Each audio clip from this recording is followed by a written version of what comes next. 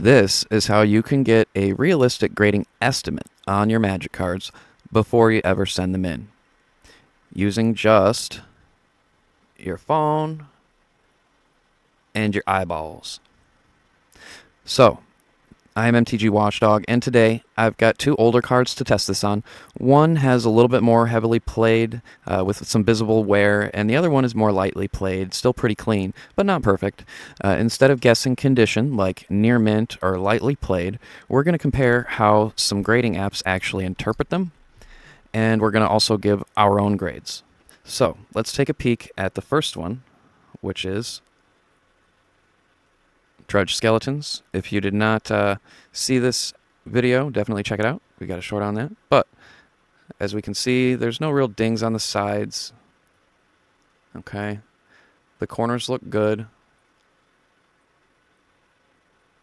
And as we shine the light over the surface of the card, we can see that there's a little bit of play wear, but it's not bad. Okay. So I'd give this probably like a 8, maybe 8.5. Definitely not a 9. Okay, so looking at the next card, we've got Noxious Ghoul. We can see there's definitely a little bit of wear down here along the bottom corner. A little bit of whitening there. Definitely some play wear along the back. A little bit of spotting. A little spot up here right on the top. So I'd give that one probably more like a 7.5, but it's still in pretty good shape, and it's got decent centering, so probably maybe 7.5 to 8.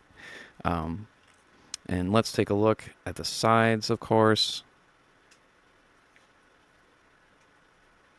Not bad. Corners look pretty good. Centering looks pretty good. The cut is just a slight hair off, but it's about as much as Drudge Skeletons, honestly.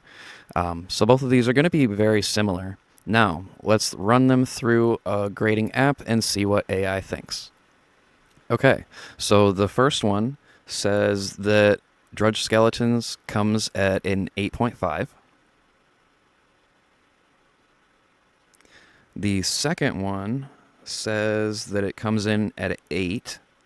And we've got a little bit more detail here. Edges 8.5, corners 8, surface 8, centering 8.5, giving it an overall score of 8.5. And then Noxious Ghoul. Okay, so this one, the more information, edges is 7.5, surface is 8.5, corners is 8, centering is 9, giving it an overall score of 8. Okay, not bad.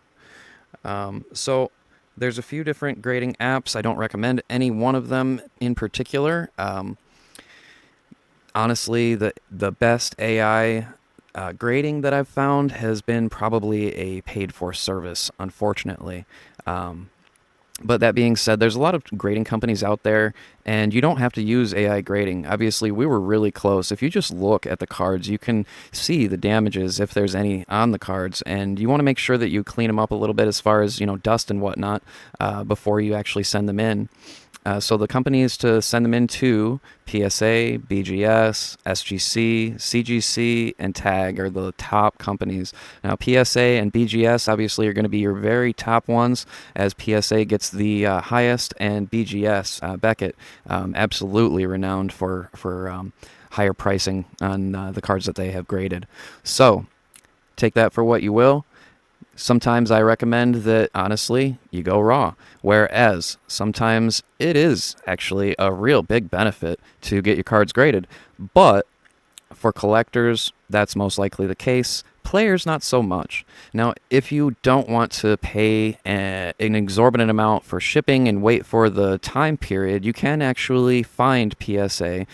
They go to shows, and you can find their booth, go and submit your card for grading, and get it graded right there on the spot, as long as they can get you in line to do so. But, like I said, sometimes it's not worth it. Sometimes it actually really is. So do your research. Thanks so much. This is MTG Watchdog and family. We are out. Peace, y'all, and have a great day.